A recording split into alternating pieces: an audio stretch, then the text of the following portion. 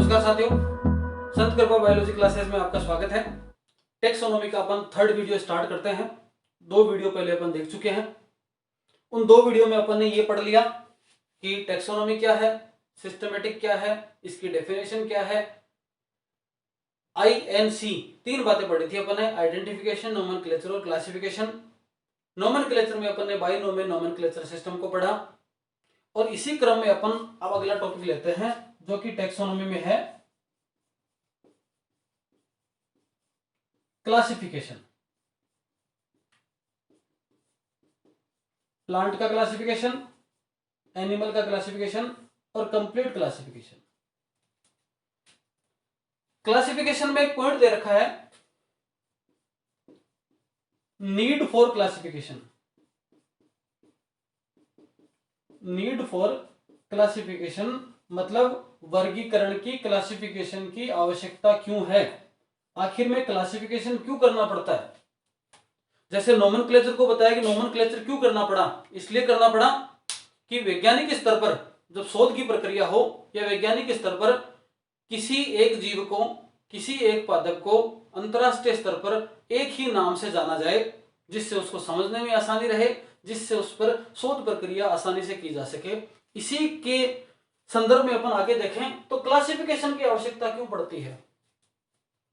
कुछ तो बात आप अपने आप समझ सकते हैं कि क्लासिफिकेशन क्यों करना पड़ता है, वर्गीकरण क्यों करना पड़ता है।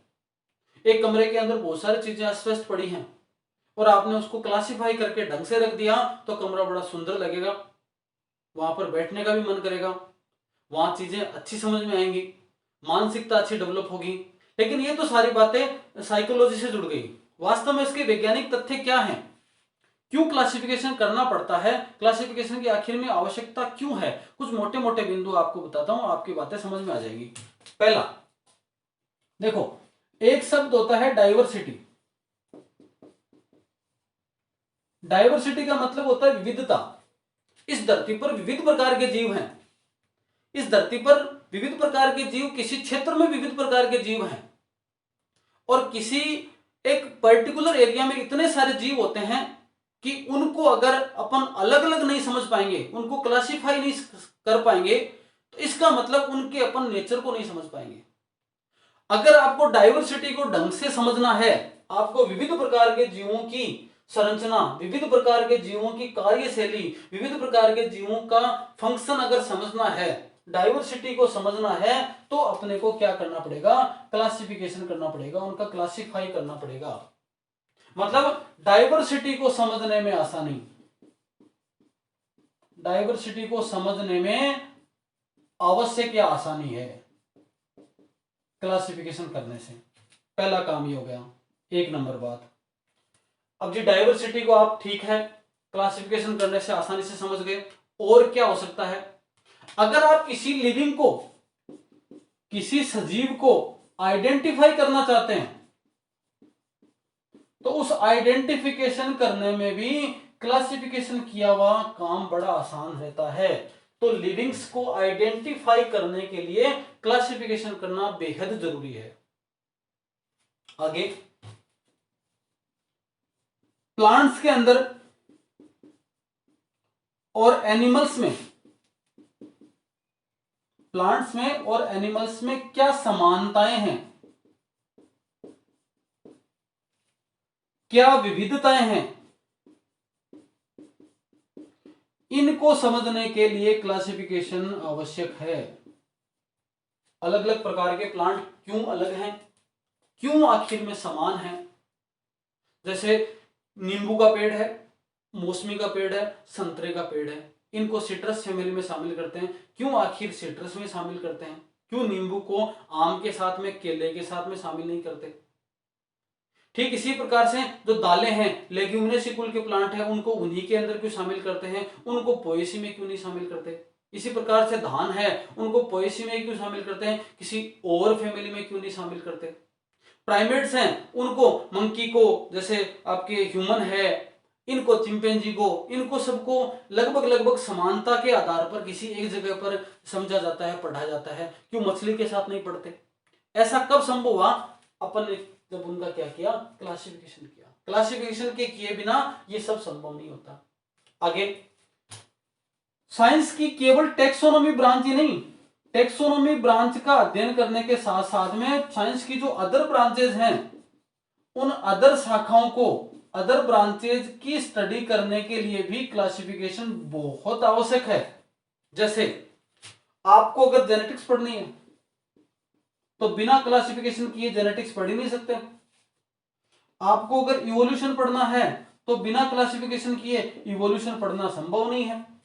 आपको अगर क्या पढ़ना है, आपको इकोलॉजी पढ़नी है तो बिना क्लासिफिकेशन के संभव नहीं है।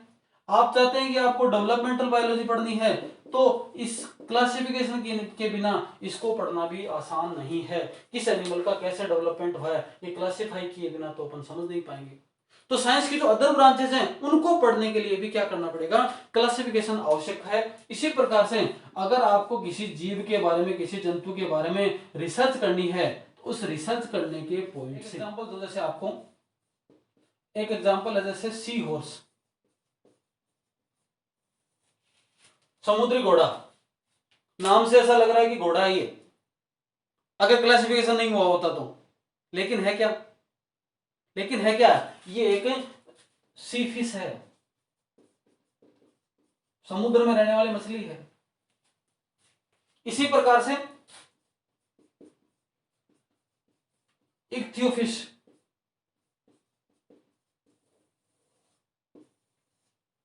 इक्थियोफिश नाम से ऐसा लग रहा है जैसे क्या ये मछली है, फिश है, जबकि ये मछली नहीं है। क्या है ये, पता है आपको? एम्फीबिया है, उभयचर प्राणी है। ये कब संभव हुआ, जब क्या हुआ, इसका क्लासिफिकेशन हो पाया। तो क्लासिफिकेशन के ये कुछ बिंदु हैं जिसके आधार पर अपने को ये पता चलता है कि आखिर में क्लासिफिकेशन की आवश्यकता क्यों है, क्लासिफिकेशन क्यों करना पड़ा। स्क्रीनशॉट लेना चाहें तो ले सकते हैं आप। आगे चलते हैं फिर इसी बिंदु पे। अब देखिए, क्लासिफिकेशन अपने को दो प्रकार से पढ़ना है यहां पे। पहला क्लासिफिकेशन अपने को पढ़ना है ओवरऑल क्लासिफिकेशन, और एक क्लासिफिकेशन अपने को पढ़ना है विशेष रूप से प्लांट के संदर्भ में क्लासिफिकेशन। पहले प्लांट के संदर्भ वाला क्लासिफिकेशन ले लेते हैं। प्लांट के संदर्भ में, प्लांट टेक्सोनोमी में बात करें तो क्लासिफिकेशन को मुख्यतः तीन भागों में डिवाइड कर सकते हैं अपन। सबसे पहला क्लासिफिकेशन होता है आर्टिफिशियल क्लासिफिकेशन। दूसरे नंबर का क्लासिफिकेशन है नेचुरल क्लासिफिकेशन, और तीसरे नंबर का क्लासिफिकेशन है फाइलोजेनेटिक क्लासिफिकेशन। कौन सा? आर्टिफिशियल क्लासिफिकेशन, नेचुरल क्लासिफिकेशन और फाइलोजेनेटिक क्लासिफिकेशन। तीन प्रकार के क्लासिफिकेशन। सबसे पहले आया था आर्टिफिशियल, उसके बाद में नेचुरल, और सबसे लास्ट में फाइलोजेनेटिक।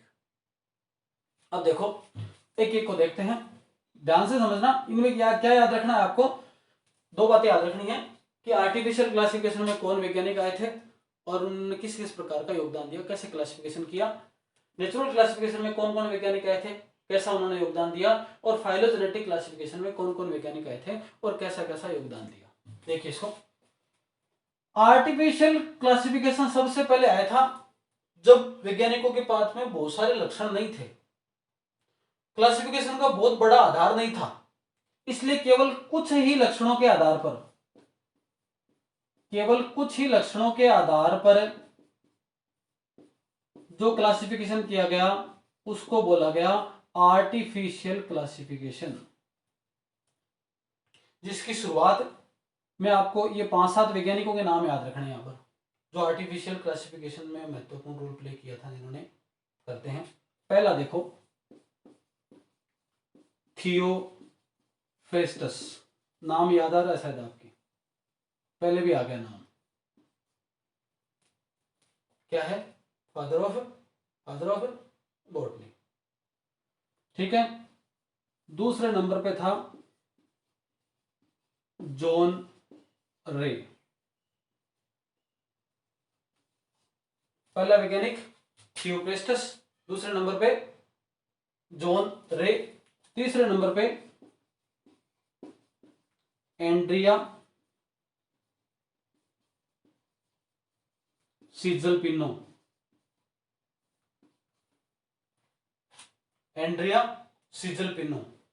चौथे नंबर पे गैस्पर्ड बुहीन, और पांचवें नंबर पर कैरोलस लीनियस। मतलब जब बात आती है आर्टिफिशियल क्लासिफिकेशन की तो आपके दिमाग में ये 5 वैज्ञानिकों के नाम आ जाने चाहिए। कौन कौन से 5 वैज्ञानिक हैं? 1 नंबर पे थियोफ्रेस्टस, 2 नंबर पे जॉन रे, 3 नंबर पे एंड्रयू सीजल पिनो, 4 नंबर पे गैस्पर्ड बुहीन और 5 नंबर पे कैरोलस लीनियस। ठीक है, अब देखो इनकी बुक्स के नाम, कौन सी बुक्स में इन्होंने ये सब बातें क्लासिफिकेशन के बारे में बताई। इनकी बुक है हिस्टोरिया प्लांटेरम। किसकी बुक है ये? थियोप्रेस्टस की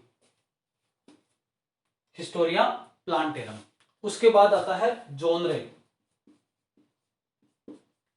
मेथोडस प्लांटेरम। जॉन रे की बुक का क्या नाम है? मेथोडस प्लांटेरम। एंड्रयू सीजल पिनो की बुक का नाम है डी प्लांटिस। गैस्पर्ड बुहीन का आप बता सकते हैं मेरे को? जल्दी बताएं फटाफट, अभी नाम आया था थोड़ी देर पहले, याद करो। क्या आया? याद नहीं आया? पाइनेक्स। ये वही गैस्पर्ड बुहीन है जिसने इसी बुक के अंदर बताया था बाइनोमियल नोमेनक्लेचर के बारे में, जस्ट पहले वाले वीडियो में अपन ने देखा है। और कैरोलस लीनियस है, उसकी एक बुक तो अभी पढ़ी है अपन ने, स्पीसीज प्लांटेरम। 3 बुक महत्वपूर्ण है कैरोलस लीनियस की। पहली बुक है basic taxonomy for natural world. 2 number पर, पहले नंबर पे बेसिक टेक्सोनॉमी, दूसरे नंबर पे जेनेरा प्लांटेरम, जेनेरा प्लांटेरम, और तीसरे नंबर पर स्पीसीज प्लांटेरम। इसी बुक के अंदर उसने क्या किया था, ये बताया था बाइनोमियल नोमेनक्लेचर को। मतलब बाइनोमियल नोमेनक्लेचर को एक तो यहां से बताया गया पाइनेक्स के अंदर, और एक कहां बताया गया? स्पीसीज प्लांटेरम के अंतर्गत बताया गया। ये आपको आर्टिफिशियल क्लासिफिकेशन के अंतर्गत याद रखना है। अब देखो थियोफ्रेस्टस है, उसने हिस्टोरिया प्लांटेरम के अंतर्गत प्लांट की 4 कैटेगरी बताई। हर्ब्स, अंडर सर्ब्स, सर्ब्स और ट्री। मतलब थियोफ्रेस्टस के अकॉर्डिंग प्लांट 4 प्रकार के होते हैं। एक हर्ब्स होता है, दूसरा क्या है? अंडर सर्ब्स होते हैं, तीसरा सर्ब्स होते हैं, और चौथा ट्री होते हैं। इसी को थोड़ा मॉडिफाई करके, इसी को थोड़ा सा मॉडिफाई करके जॉन रे ने बता दिया था। मतलब इसमें मॉडिफिकेशन किया, थोड़ा चेंज किया। उसके बाद आया एंड्रिया सीजल पिनो।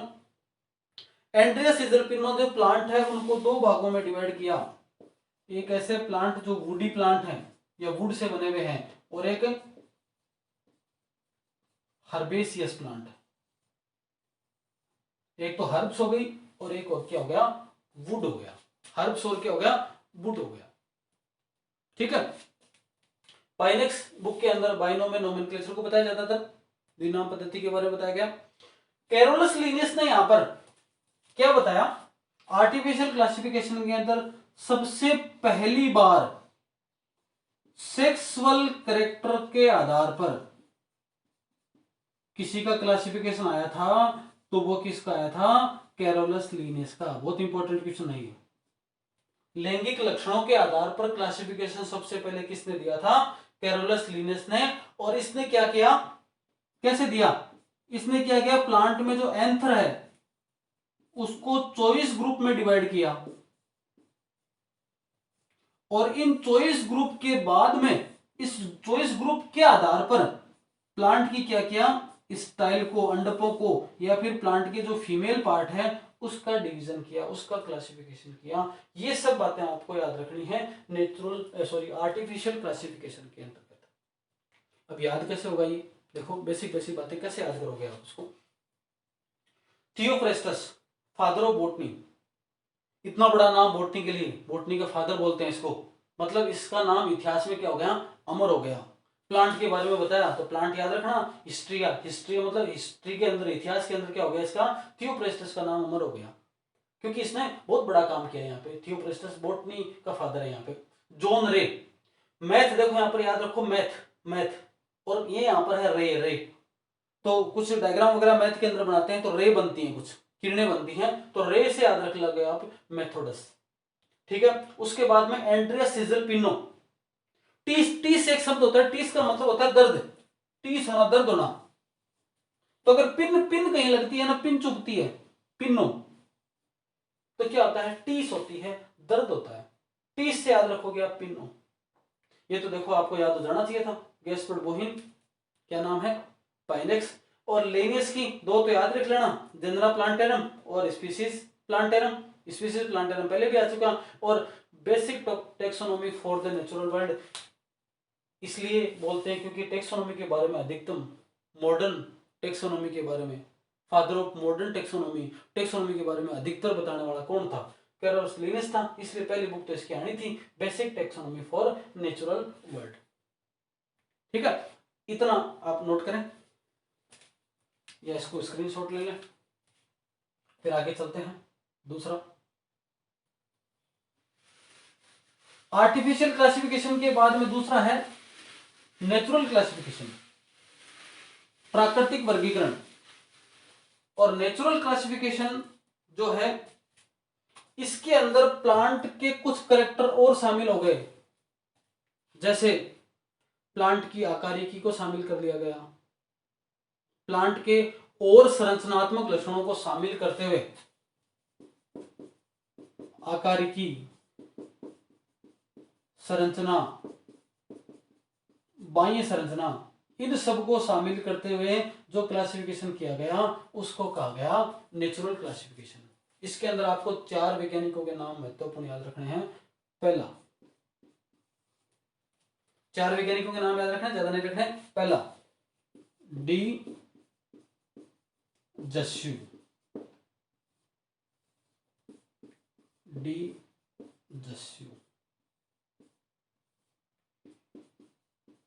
मोनोकोट और डाइकोट के आधार पर क्लासिफिकेशन सबसे पहला इसी का है। प्लांट को एक बीजपत्री और द्विबीजपत्री के आधार पर क्लासिफिकेशन इसी का आता है। दूसरे नंबर पे है डी कंडोले। ये नाम भी याद होना चाहिए आपको, कब आया था पहली बार, टेक्सोनोमी डोले, टेक्सोनोमी शब्द दिया था इसने, क्या दिया था, टेक्सोनोमी शब्द। तीसरे नंबर पे बेंथम हुकर,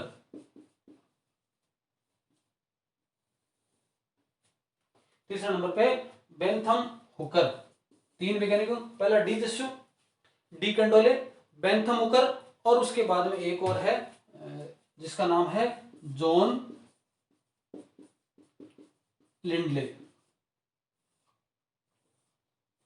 इनके बारे में कोई खास नहीं, नाम याद रखना है। आपको पूछा जाए कि नेचुरल क्लासिफिकेशन में कौन कौन वैज्ञानिक आते हैं, de Jussieu, de Candolle, Bentham Hooker, और ये भी आसान हो जाएगा। इसकी बुक का नाम है जेनेरा प्लांटेरम, और इसकी बुक का भी नाम है जेनेरा प्लांटेरम।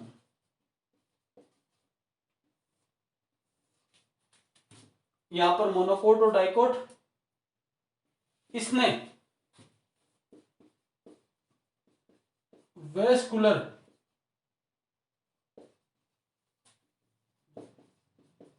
कोटाइलेडन के आधार पर,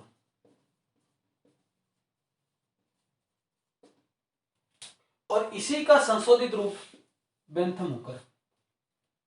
अब देखो नेचुरल क्लासिफिकेशन के अंतर्गत आपको बात क्या याद रखनी है, पहला पॉइंट आपको ये याद रखना है कि नेचुरल क्लासिफिकेशन में कौन कौन से वैज्ञानिक आते हैं, D Jassu, D Candolle, Bentham Hooker और जॉन रिडले, 4 वैज्ञानिक। इन 2 की बुक का नाम है जेनरा प्लांटेरम। जेनरा प्लांटेरम अब तक 3 बुक आ गई हैं, एक बुक है डी जस्सू की, एक बुक है बेंथम हुकर की, और एक पीछे अभी भी पढ़ा किसकी, कैरोलस लीनियस की, कार्ल लीनियस की। तो जेनरा प्लांटेरम यहाँ पर 3 प्रकार की बुक हो गई, 3 जनों की बुक हो गई।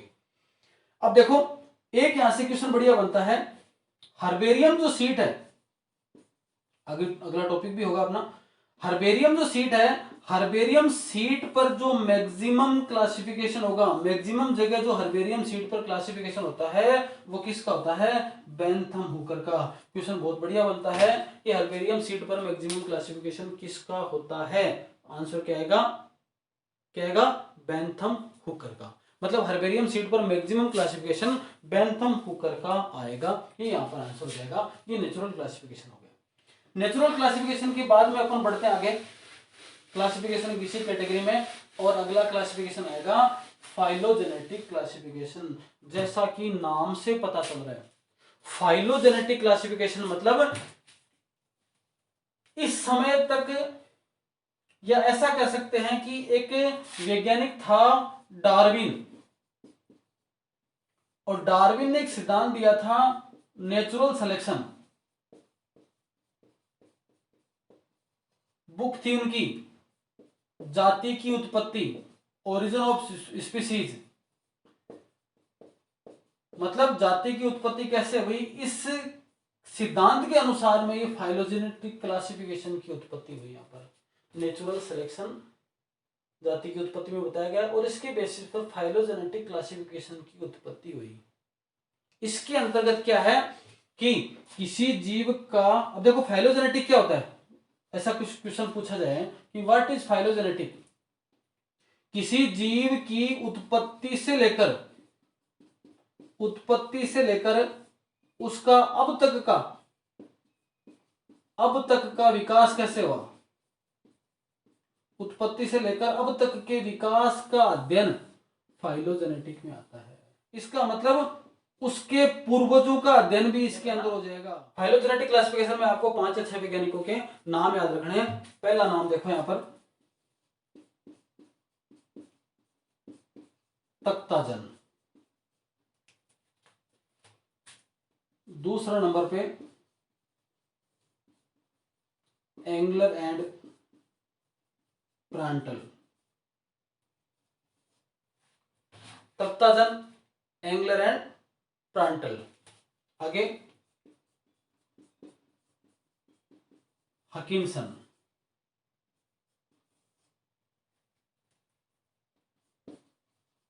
क्रोनक्विस्ट,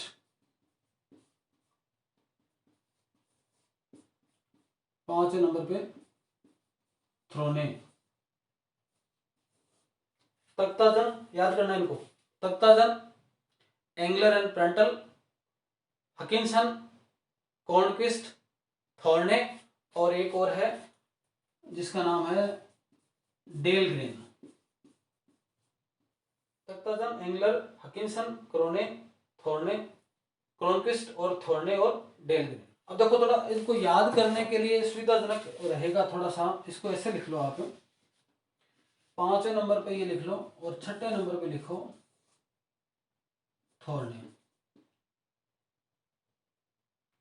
6ठे नंबर पे लिख लो थॉर्ने। अब देखो ये याद कैसे रहेगा, फाइलोजेनेटिक क्लासिफिकेशन में वैज्ञानिकों के नाम याद कैसे रहेंगे, याद ऐसे रहेंगे, एक फाइल थी, है ना, कैसे याद करोगे, एक फाइल थी, उसको तख्ता होता है, लकड़ी का तख्ता होता है एक, फाइल को तख्ते के एंगल से हटाकर डाला था। किसी से पूछा गया कि वो फाइल कहां पर गई, तो फाइल गिर गई थी, तो गिरी क्यों, उसके पीछे कारण उसने बताया। याद करने का तरीका है कि फाइल क्यों गिरी थी, फाइल इसलिए गिरी थी कि तख्ते के एंगल से हटाकर डाला था। तख्ते के एंगल से हटाकर डाला था, फिर भी कैसे गिर गई पता नहीं, तख्ते के एंगल से हटाकर डाला था, ऐसा लिख लें आप, इसको अपनी कॉपी में लिख लें, तख्ते के एंगल से हटाकर डाला था। तख्ते का मतलब तख्ताजन, एंगल का मतलब एंगलर, हटाकर का मतलब हकिंसन, हटा का मतलब हकिंसन, कर का मतलब क्रोनकिस्ट, डाला था का डेलग्रेन, और यहाँ पर थॉर्ने।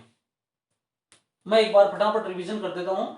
क्लासिफिकेशन प्लांट का सबसे पहले पढ़ा अपन ने क्या, आर्टिफिशियल, दूसरा नेचुरल, तीसरा फाइलोजेनेटिक। आर्टिफिशियल जो क्लासिफिकेशन है, इसके अंतर्गत जो 5 वैज्ञानिकों के नाम आए थे वो नाम आपको याद रखने हैं। कौन सा नाम आया था, फटाफट बताते जाए मेरे को जल्दी से, आगे चले। नेचुरल क्लासिफिकेशन के अंदर 4 वैज्ञानिकों के नाम थे, और यहाँ पर फाइलोजेनेटिक क्लासिफिकेशन के अंतर्गत इन 6 वैज्ञानिकों के नाम हैं। इसकी अपन ने ट्रिक देख ली, यहाँ पर ज्यादा भी याद नहीं रहे, ये इसके वैज्ञानिकों के नाम याद रह जाएंगे। उसके बाद में अपन नेचुरल क्लासिफिकेशन के वैज्ञानिकों के नाम, एक डी जेसु था, डी कंडोले था, बेंथम मुकर था, और जॉन लिंडले था, ये नाम आ जाएंगे यहाँ पर। अगर आप आर्टिफिशियल में जाओगे तो फिर 5 नाम क्या बचेंगे, आर्टिफिशियल वाला आ जाएंगे। तो इस तरह से आपको क्या करना है, एक टेक्सोनॉमी क्लासिफिकेशन को पढ़ना है। इसके बाद अपन नेक्स्ट पॉइंट जो ओवरऑल क्लासिफिकेशन है उसके बारे में पढ़ेंगे। इसके अंतर्गत किंगडम क्लासिफिकेशन आएगा। अभी की क्लास के लिए इतना काफी है, धन्यवाद।